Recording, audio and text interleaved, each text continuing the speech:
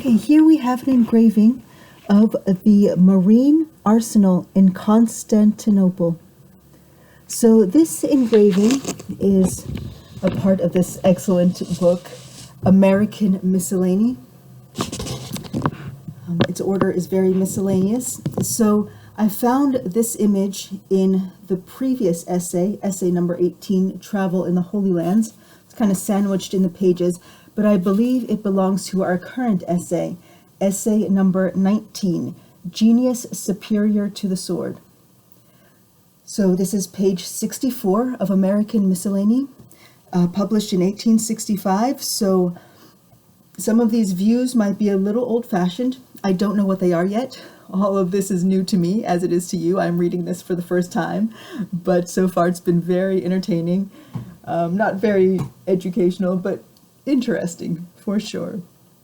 So let's see what they have to say about genius superior to the sword. All right. The design of the present work is to carry light and knowledge into the highways and byways, and to the very heart of people. And what are the people or any nation without knowledge? Through the influence of good publications, how many are daily snatched from the haunts of vice and immorality? We see them sitting at their firesides, reading or listening to some moral and instructive article. They wonder they have been asleep so long.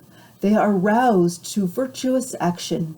They begin to feel their responsibilities. The appetite for knowledge has commenced. Useful and religious books are cheap. A trifle saved out of the hard earnings of the industrious farmer or mechanic furnishes sufficient element for the intellectual man. The way is paved for greater advances, both in a moral and religious point of view. What a change has been wrought in the last half-century! But a few hundred years ago, and the world was sunk in barbarism. Germany, France, Britain, and other European countries abounded in mighty forests, almost impervious to light. Their surface was covered in stagnant pools of water and wild and dreary morasses, injurious to the health of man, and tenanted by animals that proved civilizations to be yet in abeyance. The inhabitants were rude and unlettered. Reading and writing, the absolute foundation of all learning and civilization, formed no portion of their education, nor were they governed in any respect by well-defined laws. Though tradition and practice had certainly formed the rude outlines of codes that were perhaps sufficient for their wants or congenial to their tastes and habits. The power that has intervened to change so dark a picture into one of brilliancy and light is genius. Even now the world would be involved in ignorance to a greater extent than were the Canadas before the discovery of America by Christopher Columbus. Were it not that men of genius applied their intellect for the purpose of advancement in arts and science. It is a mistaken notion that ordinary minds act in any way intellectually for the advancement of their kind. Too frequently they are a mere drag and impede progress. In such cases, genius has not only to labor to discover the laws of nature, but has likewise to combat the apathy as well as the ignorance of mankind, in order so to overcome the prejudice and inertia as to be enabled to apply its inventions in the advantage of its age and of posterity. We do not contend that genius is clogged in its upward progress by all ordinary minds. So far from such being the case, it has in all ages derived vital aid from many who, though incapable themselves of throwing light upon matter hitherto deemed forever dark, have had, notwithstanding, the most hearty sympathy with men of thought, and have struggled arduously, enduring sacrifices with stern determination, actuated by the love of truth, and filled with anxiety for the regeneration of their fellow men. The most simple domestic utensil has caused intense thought in many minds before it could be wrought into its present state. insignificant as it may now seem, after all the time and study that have been bestowed upon it. But when we recollect how slowly improvements take place, even in the present day, considering the amount of intellect applied, one can hardly be astonished. In general conversation in mixed society, Watt is usually termed the inventor of the steam engine, and admiration is in consequence exclusively devoted to him. Let all praise be given to genius, but we should carefully avoid giving one inventor more than his due, or we detract from the merit of others. Watt invented the condenser. The steam engine was at work in several minds long before the steam was condensed by this invention, and since Watt's time, numerous excellent improvements have been made. Thus we observe it took many extraordinary minds a very long time to complete that great work, the steam engine. And even now, if we judge from the improvements continually being effected, it would appear that it is far from perfection. Now, what endless gratitude is due to those noble intellects whose workshops have been erected such admirable and endurable trophies, and without whose efforts the world would at present time be but a barren waste, with the human species scarcely elevated above the lower animals. Every step of progress has been gained by the toiling of genius, by the reflections of men of superior endowments. The musket of the soldier has been fashioned not by himself, but by the application of superior intelligence furnished by the philosopher. And although the general may gain laurels for destroying his thousands, have monuments erected to his memory when dead, and occupy a page in history, yet be it remembered the means which he used, the means employed by his troops, were discovered and invented by minds infinitely superior to his own, by an aggregate of mind, each individual portion of which fashioned a link in the chain of progress. It is fashionable in Europe, and also in this country, to erect monuments to celebrated warriors. The class privileges of the world have grown out of war. I wonder if that's still true. The class privileges of the world have grown out of war. I mean, I feel like that's kind of obvious in Asia, but okay. There is more feudalism in this day than men think of. A war-loving people must always be beneath the hoof of military despotism. A war-loving people must always be beneath the hoof of military despotism.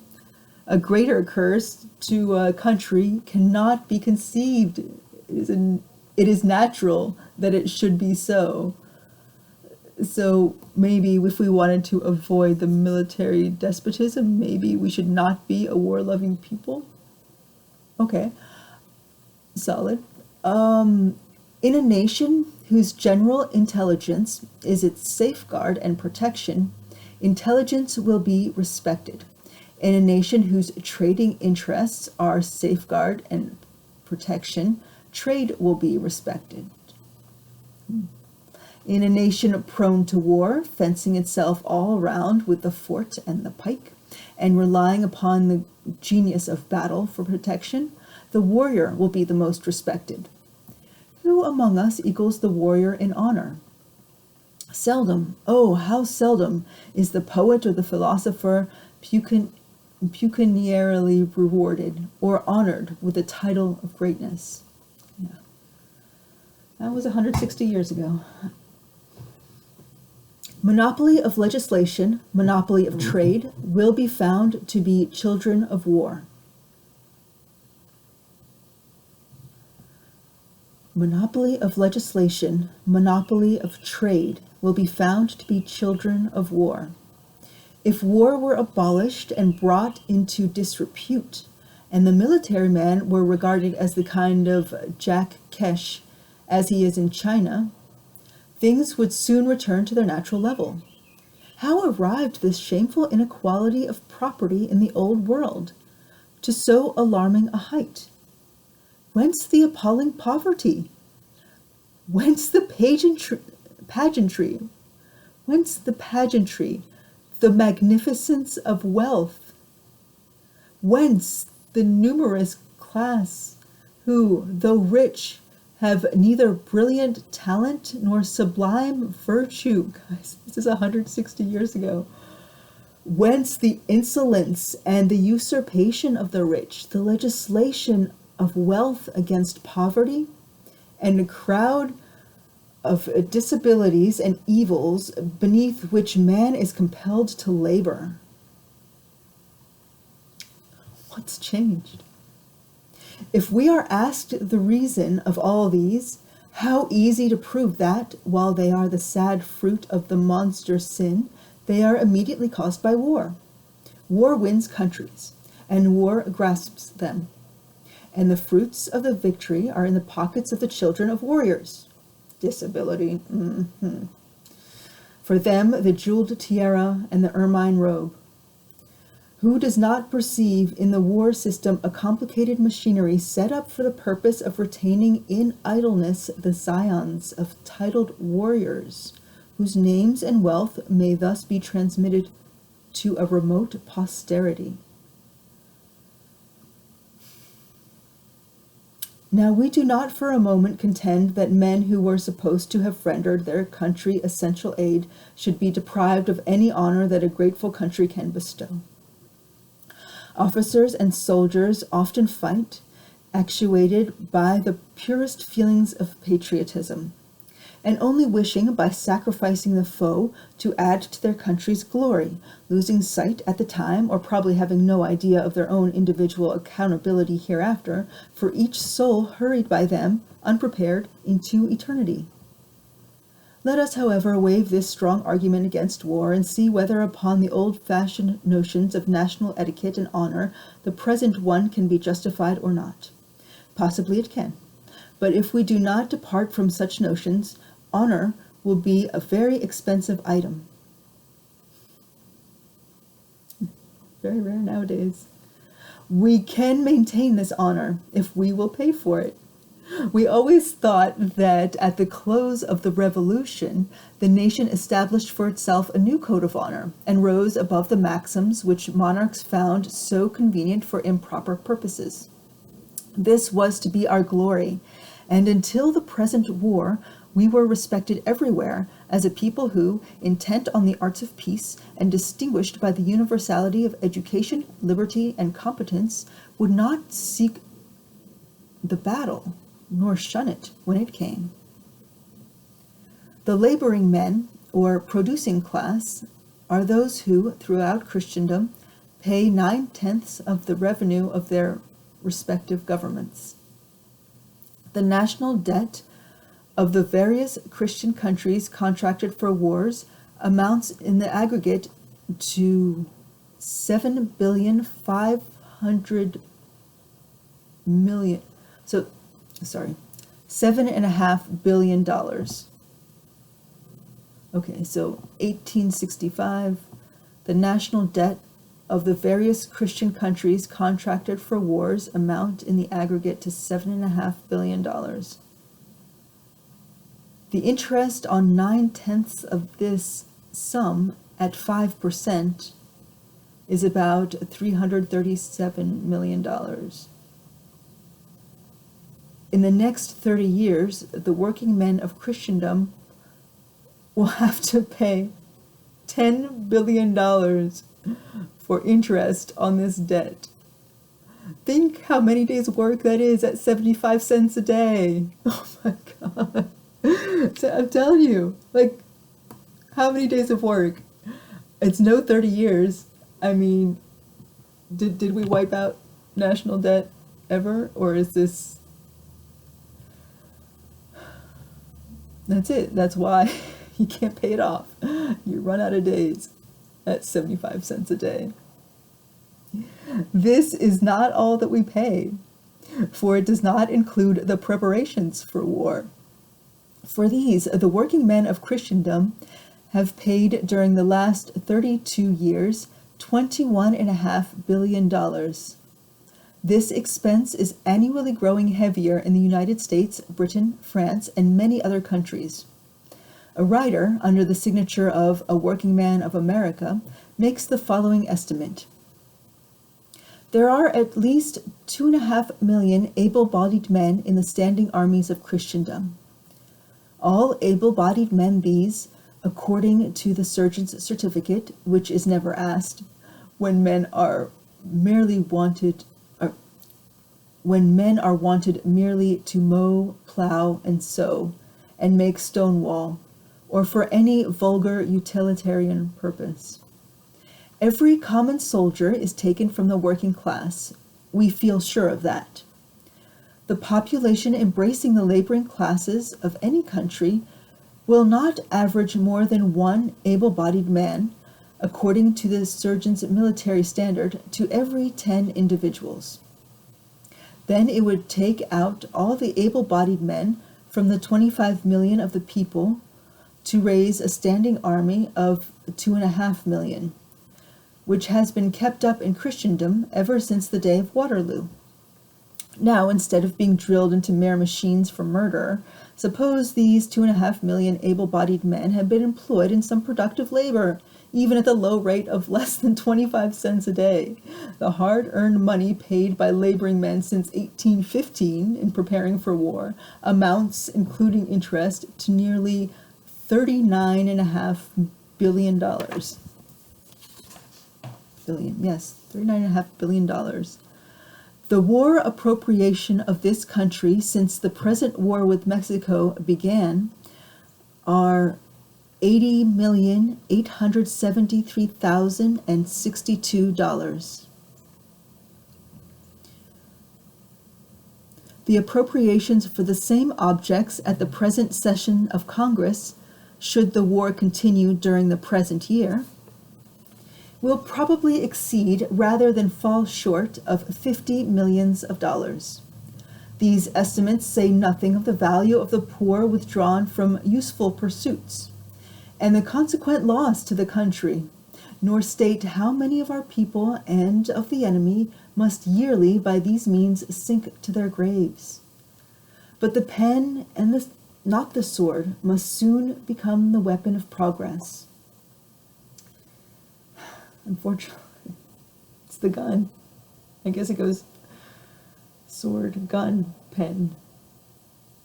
Okay, the thinkers are gaining ground, and even now the tide of public favor towards the heroes of the sword is somewhat slackening in its course, and we believe there will soon be a radical and permanent change in the feelings of mankind on this and kindred topics. Men of thought, men of genius, are now looked up to with reverence and love. The inventor of the simplest aid in the cause of human progress will soon be regarded as one of the benefactors of mankind. What progress, however, can a people make in the cause of peace and humanity, so long as the doctrines of Christianity are represented as upholding rather than justifying war and revenge? The fruits of such teachings can easily be conceived. We cannot be the genuine descendants of the Pilgrim Fathers or William Penn, for their spirits and conduct had no share in the formation of these sentiments, at least as understood and practiced by many of the present day. But let us hope that with the progress of time, the increasing intelligence of the age, and the growing veneration for that sublime and heavenly doctrine which teaches us to forgive our enemies, persecutors, and slanderers, and to pray that their hearts may be turned, in accordance with that religion which was given to establish peace on earth and goodwill towards man. These sentiments will soon be among the things that are past, and that in this country, and throughout the Christian world at least, the sentiment of the heart may be more in unison with the language of the lips. Forgive us our trespasses as we forgive those who trespass against us. When we shall utter this prayer with sincerity of heart and act up to the principles of Christianity, as well as profess them, Wars, duels, and other evils will be banished from the world, and forgiveness of injuries be regarded as a more dignified and noble than murder and revenge.